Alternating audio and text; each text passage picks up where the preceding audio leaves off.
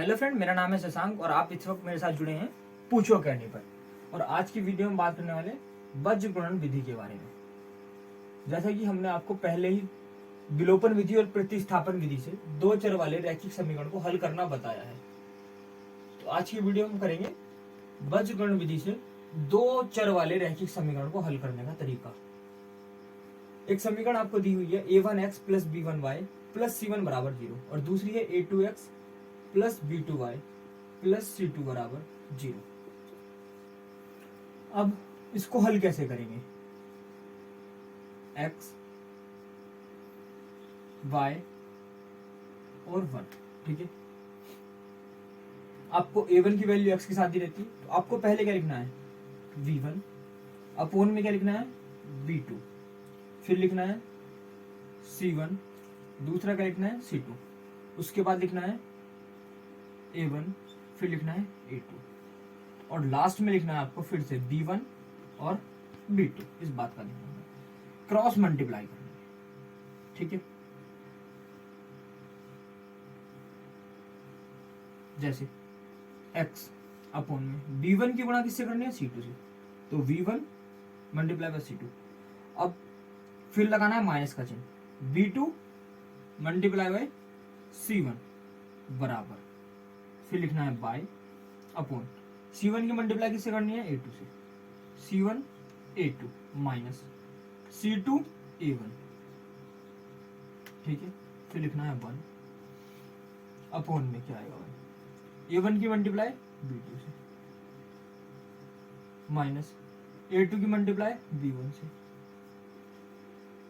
ठीक है।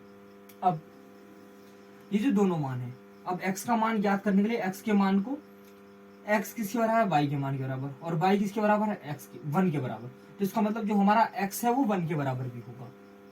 तो आप x के मान को ऐसे लिख सकते हैं v1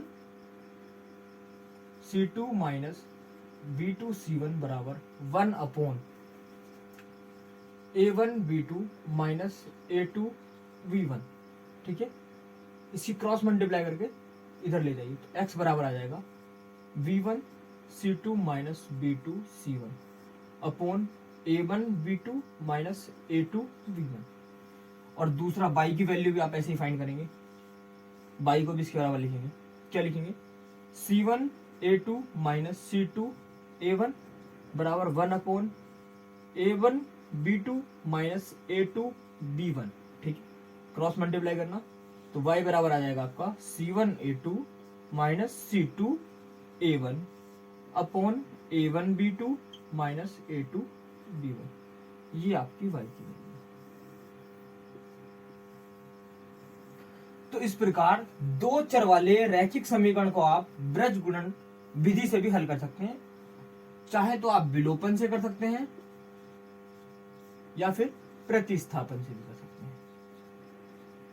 ठीक है। अगर वो एग्जाम में आपको बोलता है विलोपन विधि से हल करना है, तो उसका तरीका यही है। पहले समीकरण जो दी है उसमें a1 की वैल्यू, b1 की और c1 की वैल्यू निकाल लेनी है, और जो c1 की वैल्यू वो कभी बराबर के इधर नहीं लेनी, बराबर के इधर ही लेनी है, ठीक है।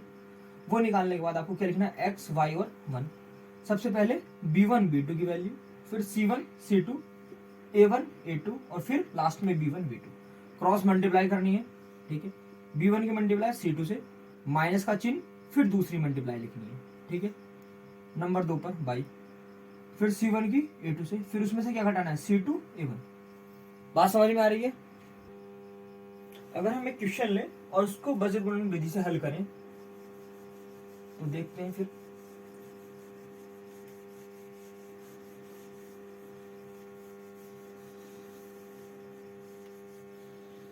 जैसे 2x प्लस वाई बराबर 5, ठीक है। और दूसरा है 3x प्लस 2y बराबर 8। ये आपको समीकरण 2 दे रखी है, ये समीकरण 1। अब समीकरण 1 को पहले सही कर लेंगे, -5 बराबर क्या करना है? 0। और दूसरा 3x प्लस 2y माइनस 8 बराबर क्या हो गया? 0।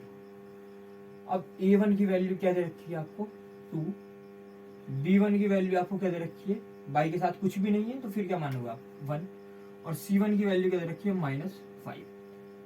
A2 की वैल्यू क्या दे रखी है 3, B2 की वैल्यू क्या दे रखी है 2 और C2 की वैल्यू दे रखी है -8। अब वज्रगुणन विधि में x, y और 1, ठीक है। पहले आपको क्या लिखना है B1 अपॉन B2 की वैल्यू यानी कि 1 2, फिर C1 C2 -5 -8, फिर A1 A2 की 2 और 3 और लास्ट में फिर से B1 और B2 की 1 और 2 क्रॉस मल्टीप्लाई करनी है, ठीक है। x की एक की -8 से क्या आएगा -8, फिर माइनस का चिन्ह, 5 दूनी क्या होता है 10, माइनस का 10, ठीक है भाई, बराबर y, 2 की 5 दिया, माइनस का 15, माइनस का चिन्ह, 8 दूनी 16, माइनस का 16, ठीक है। 2 दूनी 4, 3 ही का ना 3, क्लियर है। तो क्या आएगा x अपॉन माइनस का 8 माइनस माइनस प्लस का 10 बराबर y अपॉन माइनस का 15 माइनस माइनस प्लस 16 बराबर क्या आ गया 1 अपॉन 1।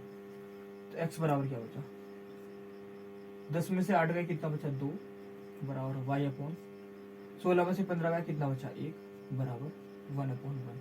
मैंने क्या कहा था x और y की वैल्यू निकालने के लिए 1 के बराबर रख लो, तो x अपॉन 2 बराबर 1 अपॉन 1 और y अपॉन 1 बराबर 1 अपॉन 1। तो x बराबर आ गया आपका मान 2 और y बराबर आपकी वैल्यू क्या आ गई 1, ठीक है। देख लो एक बार, तो आप देख लो एक बार सवाल में आपको जो समीकरण दिए हैं अगर उसमें अचर पद की वैल्यू बराबर के इधर देखिए तो पहले उसे दूसरी तरफ लाके 0 कर लेना है, ठीक है नहीं। फिर A1 B1 और C1 पहली समीकरण में वैल्यू निकालनी है, A2 B2 और C2 की दूसरी समीकरण में वैल्यू। जब वज्रगुणन विधि करेंगे हम सवाल को x y और 1 लिखना है, पहले आपको किसकी लिखनी है B1 और B2 की वैल्यू, उसके बाद C1 C2 A1 A2 और फिर लास्ट में B1 B2। देख पा रहे हो आपने शुरू में 1 2 लिखा हमने, फिर -5 -8 2 3 और फिर 1 2 और लास्ट में x y और 1 लिख के इनकी क्रॉस मल्टीप्लाई होनी।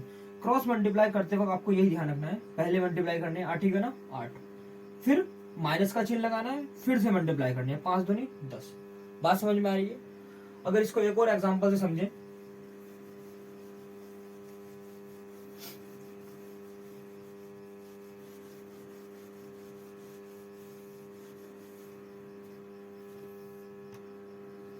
x माइनस 3y माइनस 7 बराबर 0 और 3x माइनस 3y माइनस 15 बराबर 0। ये आपको समीकरण 1 दे रखी है, ये आपको समीकरण 2 दे रखी है। समीकरण 1 से देखो A1 की वैल्यू क्या दे रखी है 1, ठीक है। B1 की वैल्यू क्या दे रखी है -3 और C1 की वैल्यू क्या दे रखी है -7, A2 की वैल्यू 3, B2 की वैल्यू -3 और C2 की वैल्यू कितनी दे रखी है भाई -15। अब आप लगाइए वज्रगुणन विधि, ठीक है। B1 अपॉन B2 का मान, ठीक है, -3 -3, C1 और C2 -7 -15, ठीक है। A1 और A2,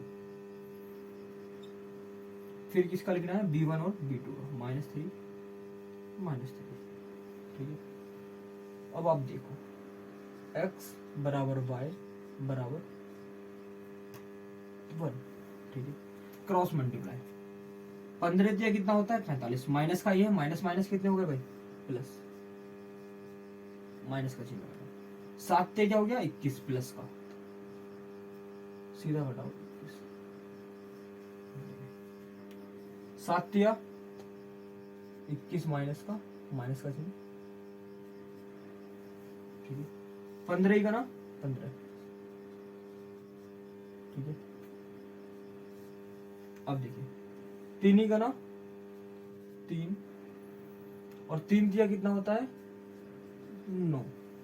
ठीक है, इधर आइए, x अपॉन 45 में से 21 गया कितना बचा 24, y बराबर माइनस के 21 माइनस माइनस प्लस का 15 बराबर 1 अपॉन माइनस का 3 और प्लस का 9।